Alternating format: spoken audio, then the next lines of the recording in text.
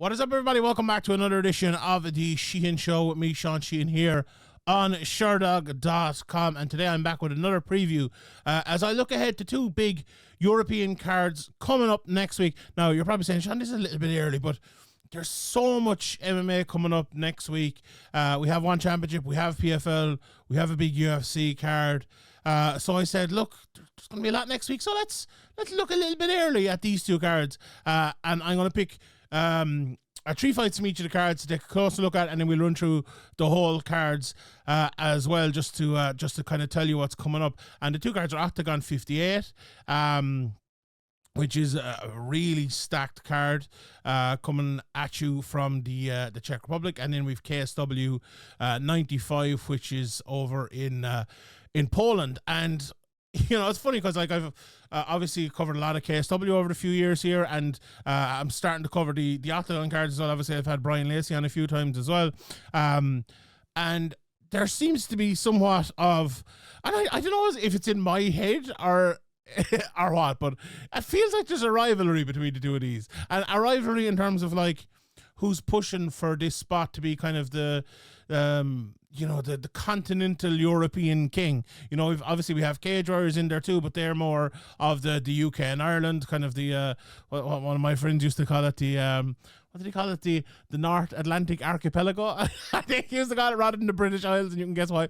But it does feel like those two promotions. I'm sure there's other promotions out there as well who do their bits and pieces, but these two have kind of caught the imagination more than any, and it's interesting just that I decided to put these two cards together. It wasn't on purpose to kind of pit them off each other or anything like that, but I think what it does show is, right, that there's actually room for there's room for plenty of MMA. We talked about it last week, and we will continue to talk about it, I suppose, with the PFL Bellator takeover and kind of the 6 months now that it's been there. And a lot of the time you look at something like that, or you look at even other sports, and you think, is there room? Will there be an audience for it? And I think there absolutely is, if you can just capture the imagination. There's no doubt about it. KSW have captured the imagination over the last, what event is this, 95. And Octagon, I think in certain areas, Czech Republic, Germany, they have caught the imagination. Now, has it happened yet in the UK, or obviously hopefully be coming to Ireland and things? No, it hasn't happened there yet. I don't think they've had massive sellouts or massive audiences anywhere, but that could change very, very quickly as well. If they've been signing more and more fighters, say, from Ireland and the UK, and if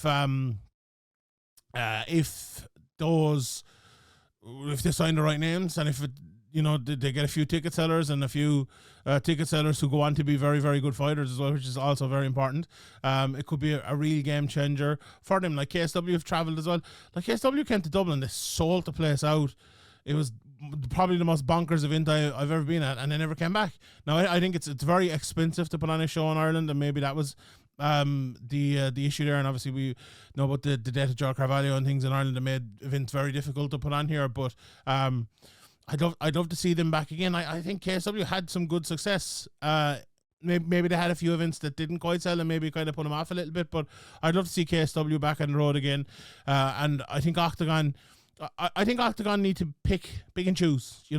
I think sometimes you just travel for the sake of traveling, but if they pick and choose, like the northwest of England seems to be a real hotbed at the moment. Obviously, Ireland, there's only one event at the moment in Ireland for mixed martial arts booked. So now might be a good time for Octagon to book an event. So I think it's very interesting the way the way these two promotions are running.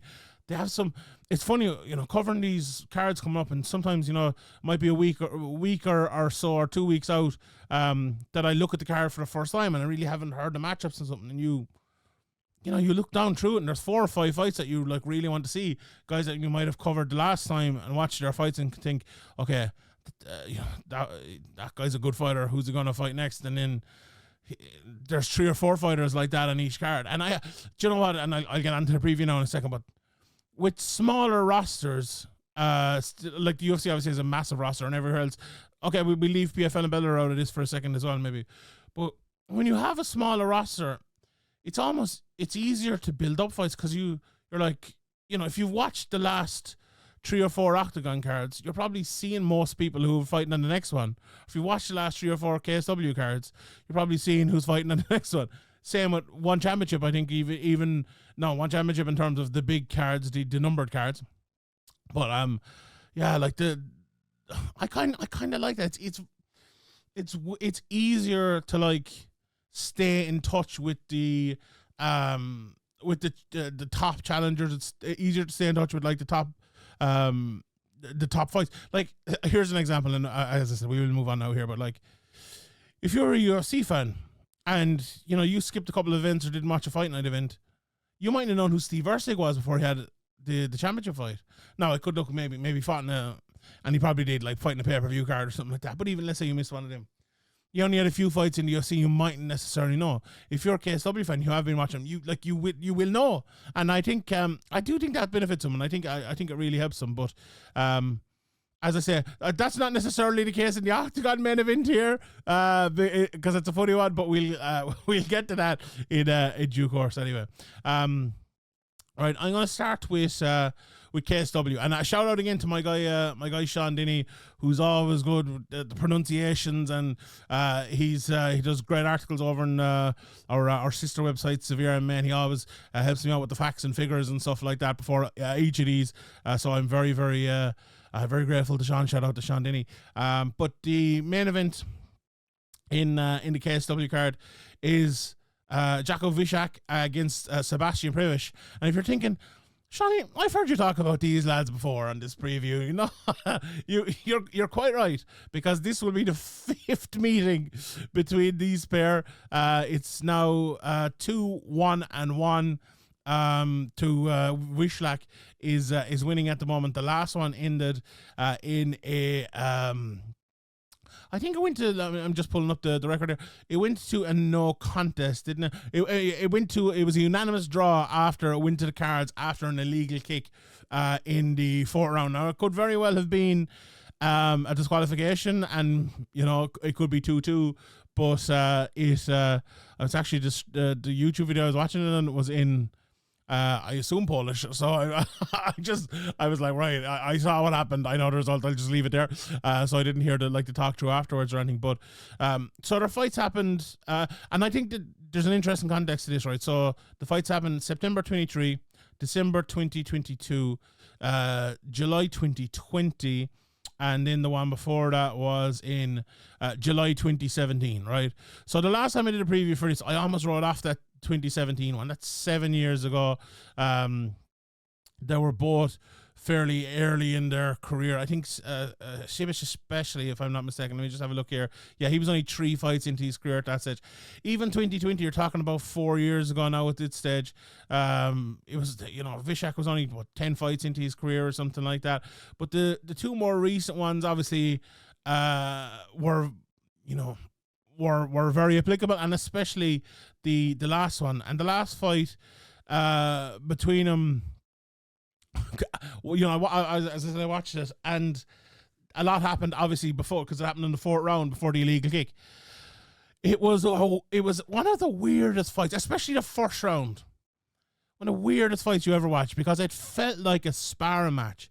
These boys know each other so well, and it's weird, right? The other fights didn't seem like that as much, because there was an adjustment and then an adjustment to the adjustment. Now, there was in this as well, but it felt like this was happening mid-fight rather than because of the last fight, if that makes sense. And now we'll get to the fight this weekend in a second, but I feel like it might be a little bit different this weekend. But anyway, just to the last fight, like, so evenly matched. Like, Przybysz was trying to play the outside game, but both were landing shots from that range.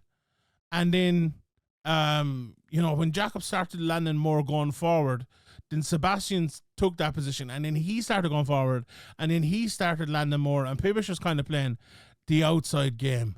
And like, there was a lot of kind of teeps and leg kicks, and very much kind of looking like a bit of a spar, just because they know each other so well. But then, Jakub spent long periods on top on the ground, and that was the real, he was ahead in that fight. It went to unanimous draw, but he could have been ahead. He looked like he was ahead in that fight.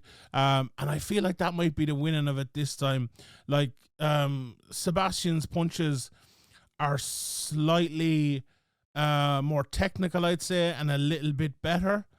But when you have the kind of the game changer in the wrestling that Wiklacz has, I like, if you're looking for a difference in the next fight, that very well could be it. Like, and you look at the records, and it really kind of portrays that in the records. Like, you look at Wiklac's record: 15 wins, 0 knockouts, and 9 submissions.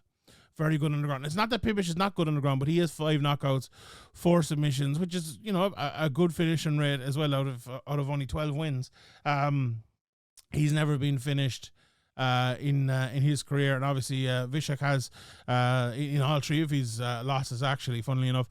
But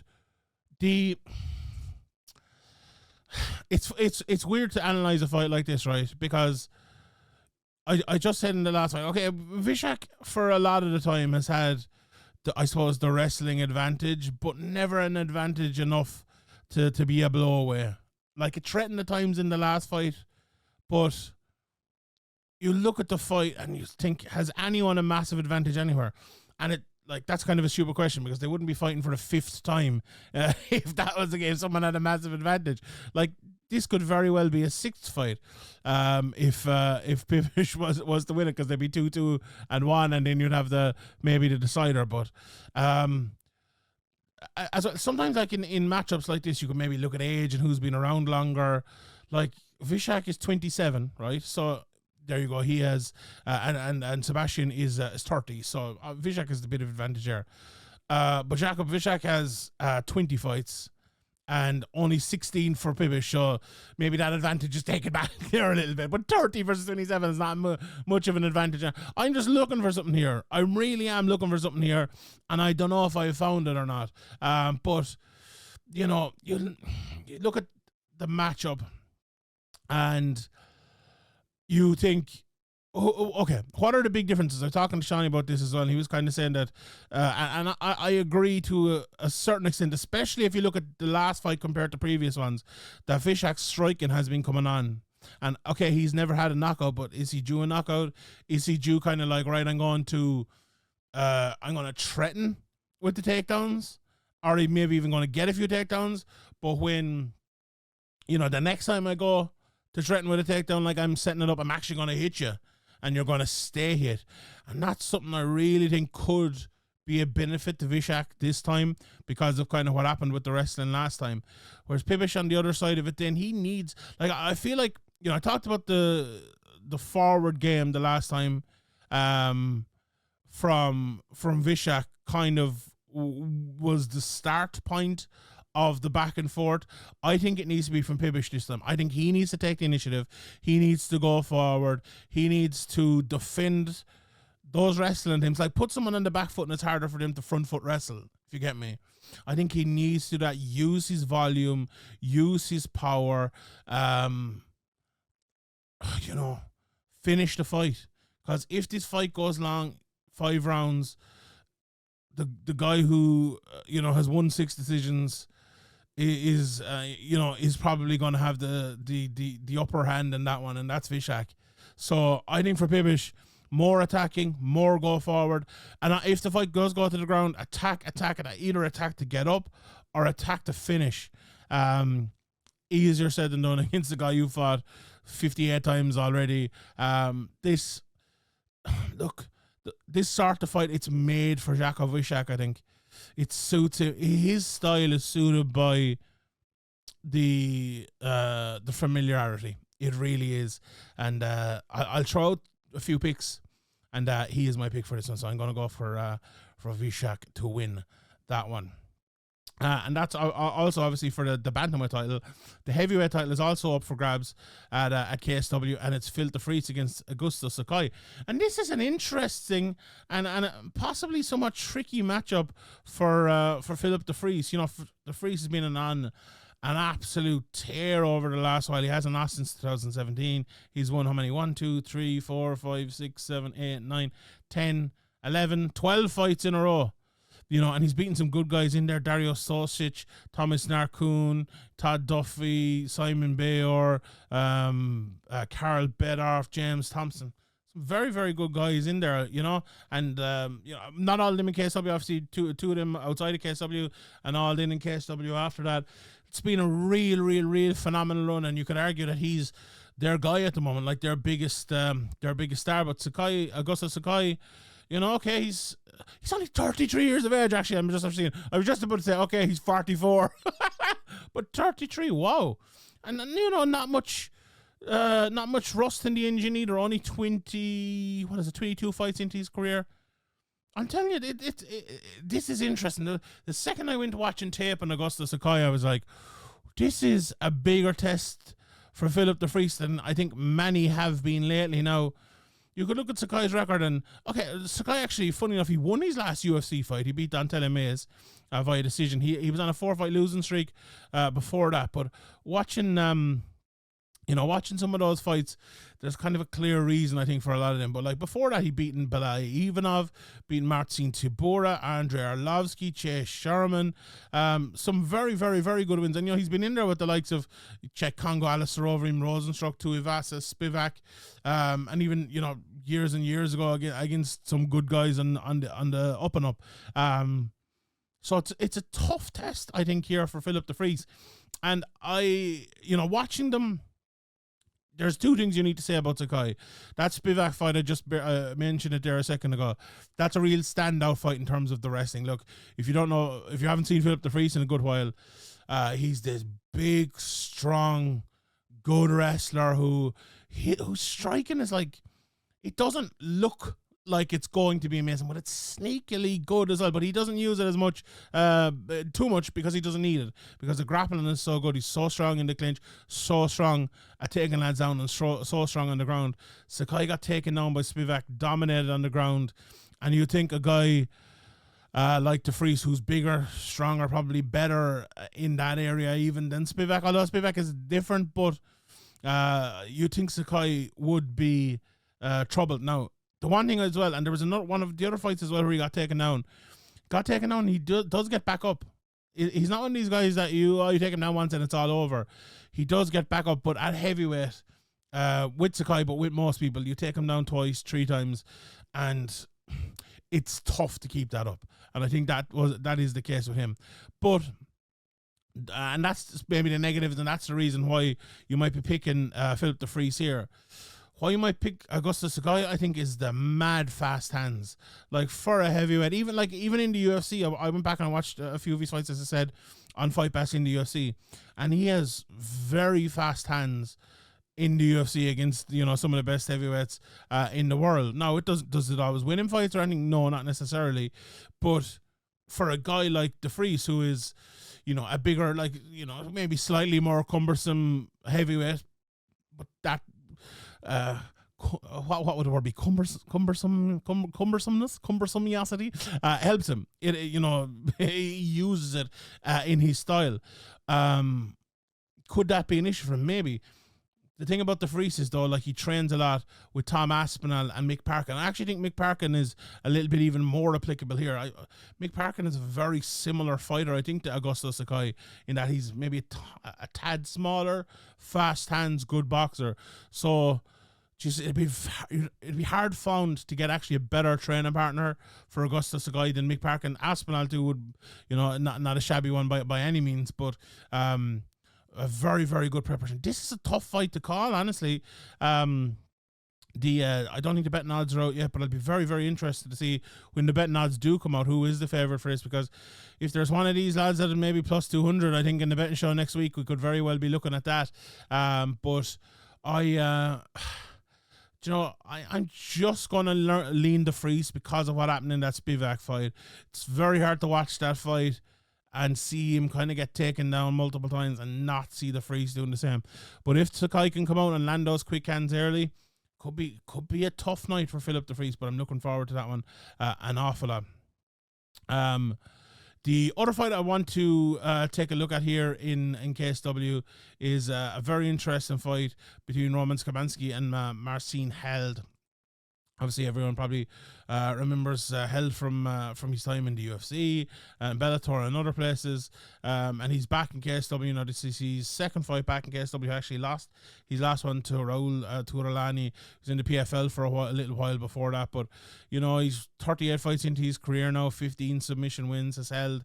And Szymanski, you know, 25 fights into his career. He's been fighting for a long time as well. Made his debut 12 years ago, 2012, and you know he's obviously been in KSW for a good long time as well. He fought back in 2016 in KSW. So, two kind of the OGs of the region. Two Polish guys gone in there against each other in a very, very interesting one. Like, Szymanski's still only, it's funny, Szymanski's still only 31, Held's still only 32. It feels like both of them have been around for a very, very, very long time. You know, Szymanski more of maybe a well-rounded fighter, an all-round fighter, good wrestler with good submissions. I would, and Held is more kind of your, you know, BJJ black belt who likes to fight on the ground, who is always looking for those tricky submissions no matter what position he's in, loads of toe holds and heel hooks and things like that. My first thing I wrote down in my notes, the difference between these is like Roman is more of like your American style wrestler, you know, where he'll use his athleticism to kind of pivot on one leg and get on top and then work from there. Whereas Held is more of like your BJJ guy, you know, where, as I said, he looked for the submission from anywhere. Szymanski, very, you know, tricky guy, good movement on the feet. Whereas I think he'd have a bit of an advantage on the feet over Held. He's okay striking, but I think he struggles at range. He is someone who looked to get to that back and get to those heel hooks and get to those arm bars as quickly as possible. And that's an interesting proposition for a guy like Szymanski who does like to wrestle an awful lot. Like, he's only been submitted once in his career ever, and that was a good while back, if I'm not mistaken, early in his career. Actually, the first ever fight of his career back in 2012. So he's not an easy out. And looking at that yesterday, preparing my notes for this, I think that might be the difference. I think if on the field, I think Szymanski will be better, but I'm not sure how much better. I think he would be a lot better if he can get a wrestling advantage and not be submitted, basically. And looking at like someone who hasn't been submitted since 2012, he actually beat Raul Tartarali as well, who Marcin Held fight. He's beaten Matthias Legierski, who we'll be talking about in a while as well. You know, there's some high-level grapplers in there, Donovan Desme and others, obviously more of a striker, but, you know, never been submitted by any of them. I think he might be all right, so I'm going to pick Szymanski in this one. Although, I feel like he's going to be a bit of the underdog. We'll see, obviously, the prices when they come out later on in the week. But, yeah, I'm looking forward to that fight. Just a few more to quickly mention on this card. Brian High is fighting on this as well. He's a guy who's been around for a very, very long time. Not the most stacked undercard as well. Patrik Surdin, who's you often see on these cards as well. And then kind of some new guys on the scene as well. Krzysztof Golacki against David Kapersky and a few others as well. So that's the high and low of the KSW card. Let's talk a little bit about this Oktagon card. First things first, because I always get confused with this. I'll tell you which fights are for what, first of all. So, Karlos Vemola and Attila Vegh is for the 205-pound title. Akon Duke against Mohamed Makachev, whose name I always absolutely butcher, is in the 155-pound, what's it called again? Title sport, I think it's called, tournament. As is the Legierski Wanliss fight, which I'll talk about more in a second. And then we have Patrik Kincl against Matej Penaz, which we'll also talk about, for the 185-pound title. So those are the big fights on it. Shimrock is on this card as well. He's fighting Jaroslav Pikorny. Shimrock fighting out of Liverpool, and he got into a big row at the last fight. There was a bit of an incident, and I think it was the weigh-ins where these lads came to blows, I think. So they're fighting now, and that's a very, very interesting fight. David Zavada, who people probably know from down through the years, is on this. Well, he's fighting Marek Majuk. Attila Kormaz and Makwan Armikani, very, very interesting fight, as well as Leandro Silva and Amir Gogoladze. David Kozma against Ion Sardu as well. I think the undercard on the Oktagon side definitely kind of takes it over KSW this time. The top fights, we'll talk about the top fights now in a second, but maybe you could say there it is even there, but I think Oktagon definitely the undercard maybe is a little bit ahead here. But let's talk about and break down a couple of these fights here. The first one I want to talk about is Karlos Vemola versus Attila Vegh. This is it's funny. It's an immediate rematch for Attila Vegh, and it's Karlos Vemola's 11th fight since they last fought. So I would challenge anyone to see where that has happened before in such a way. The last fight happened in 2019, and Attila Vegh hasn't fought since. What happened in the first fight? It ended in 2 minutes and 7 seconds, and basically Attila Vegh came out, dominated the whole fight with his long striking, and sparked out Vemola very, very quickly.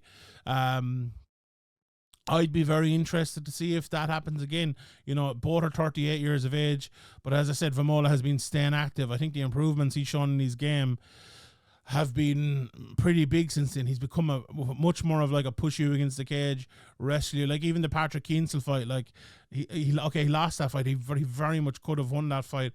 Not much happened in the fight, but it's a sort of fight where if you could do that against Attila Vegh, I think you'd have a great chance of winning. And I've already done the betting show. It came out the other day, I think, and I've actually picked him to win here, and it's mostly based on that. The big long karateka with the lovely right hands, and he has the mental edge as well after sparking him the first time. But we know what to do with that sort of fighter now in mixed martial arts, and Vemola does that to his opponents. So just go out and do it. Go out and do it here. Way better clincher, I think, than the last time. He has that experience being in the UFC, long time in Octagon. He's submitting guys now as well. But he's always has been submitting guys. I think he's at 19 submission wins or something like that. Let me just check here. Yeah, 19 submission wins out of his 36 wins. It's an awful lot, and that's how you're going to beat Attila Vegh. And that's not, he's only been submitted once in his career. Absolutely, he's no easy out or anything. But when a guy's been out for that long and you have been very active, you think you would have a slight advantage. But at the same time, maybe Attila Vegh comes out, he's lighting his feet, and he does the exact same thing again. And we will see. The aforementioned Patrik Kincl then for the middleweight title. This is the fight. It's hard to say the fight of the weekend. There's a lot of great fights at next weekend, but I love this fight so much. Absolutely love this fight. To run you through both of them, Patrik Kincl, I've described him now a few times as a switch stance sniper. Very muscular guy, and he doesn't look like he should be able to move the way he does, but he absolutely does. Very good head kick against Alex Lahore. In that fight as well, he landed a head kick and then he 1-2 knocked him down afterwards. That's the sniper that I talk about again, so fast down the middle. We just spoke about the Vemola fight. Very good takedown defense in that fight, and good cardio as well for a bigger guy with a lot of muscle. Like, that fight was a 5-round grueling fight, and he was still going in the 5th round. It was a hard fight to win, and he managed to win it. Yeah, absolutely is. He did, but this, when I say he absolutely did, it was a close fight. This is a much different test, though. Matej Penaz he's one of those lads I watch and I think, okay, I'm immediately going to be a fan of this guy for a long time.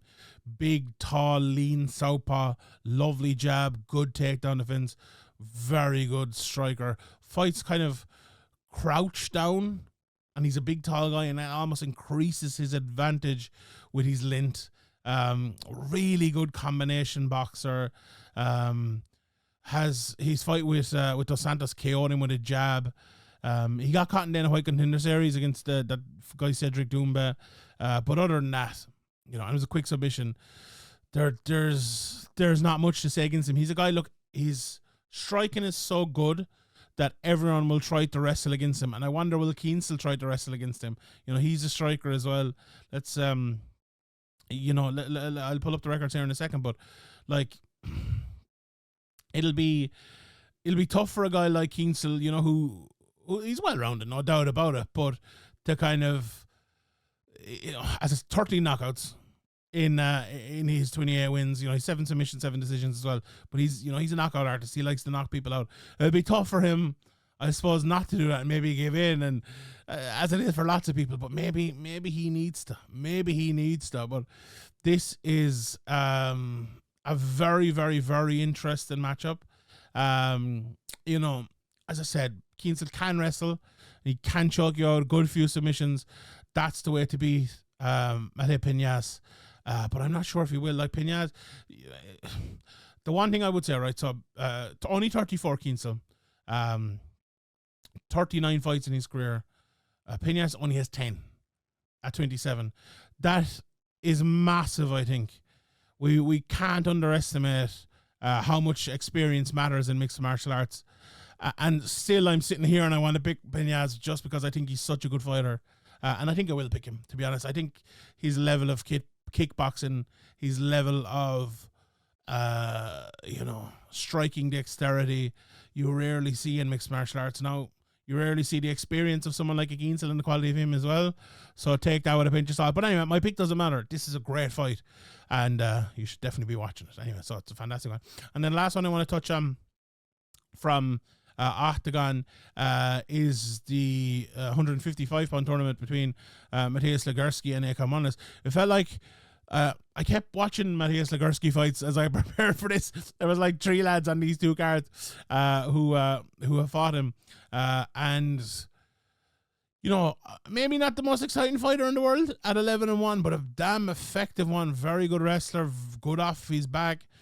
Refuses to kind of lose on his back as well. It was the Skamanski fight, as I mentioned earlier on, that I watched, and you know, Skamanski did get on top a lot of the time and stuff, but very, very rarely, you know, will just give up. He has knockouts, he has submissions on his ledger, and as I said, that only loss of his career is Skamanski, who's at the very top. Wanliss is a guy I've known about for a very, very, very long time.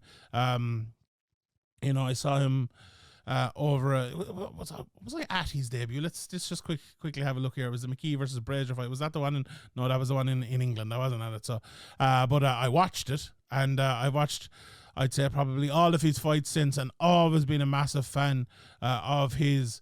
And he's had a great run over the last while. Of his last 5 fights, he's won 4 of them. The other ones are no contest after an accidental groin strike. You know, okay, he's lost a couple of fights along the way. That debut against Kingsley Crawford, lost Alfie Davis, but you know, beating the likes of Tim Barnett, absolutely great win. And he fought some good guys as an amateur as well, you know, Cian Cowley and a few more as an amateur, and that means a lot. He's a long amateur career as well, 10 or 11 fights there as an amateur. But this is a tough matchup for him against a guy who strikes like Legierski, who can hit hard but wrestles like Legierski. Like Wanliss' striking is, I watched it again. I've always, as I said, I was been a fan of his game. Watch back that last fight and he looked phenomenal, like phenomenal. The one thing I would say though, in this matchup, right, okay, the wrestler's going to be trouble, but Legierski's right hand can really make someone like Wanliss pay.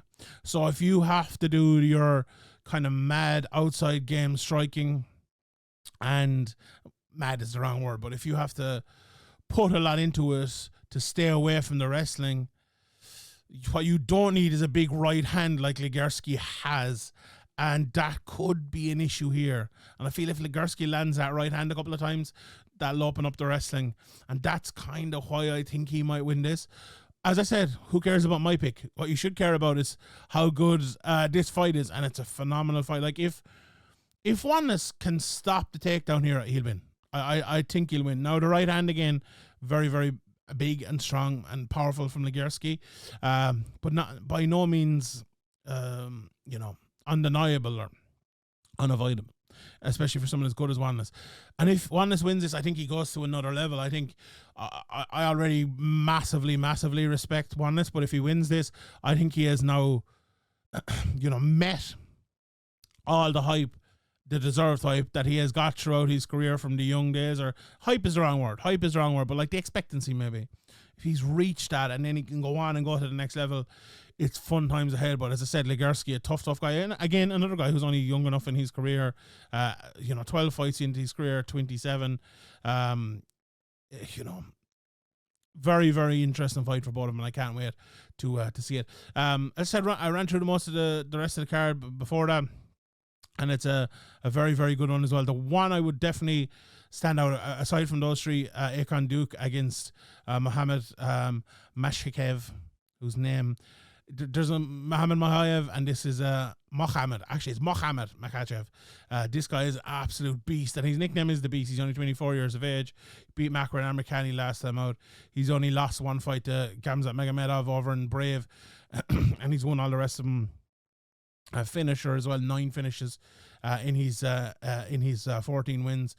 And Duke is a pretty good fighter as well. I was very impressed with him last year. He was in the PFL tournament. He beat Alexander Shivas, who was, to me, one of the top guys in that season. He also beat Donovan Desme, who I massively respect as well, and beat Michel Grabinski last time out at Octagon 54. So on a good winning streak here. Been in with some tough guys like Karlos Pedersoli and Daniel Skibinski as well. Conrad Iwanowski as well, friends in Ireland in his career. Very much, his record, some people's records, you might look through and go, oh yeah, some good wins. This guy has a lot of tough matchups and a lot of good wins in there as well. So I fancy Mohammed Makayev to win this. But Duke will be noisy out at all. And that's a very, very much a pick-em fight there. So that is your KSW and Octagon look ahead. I hope you enjoyed it. Let me know in the comment section below which fight you're most looking forward to. And I'll leave it there. My name is Sheehan for Sherdog.com. I'll see you all next time.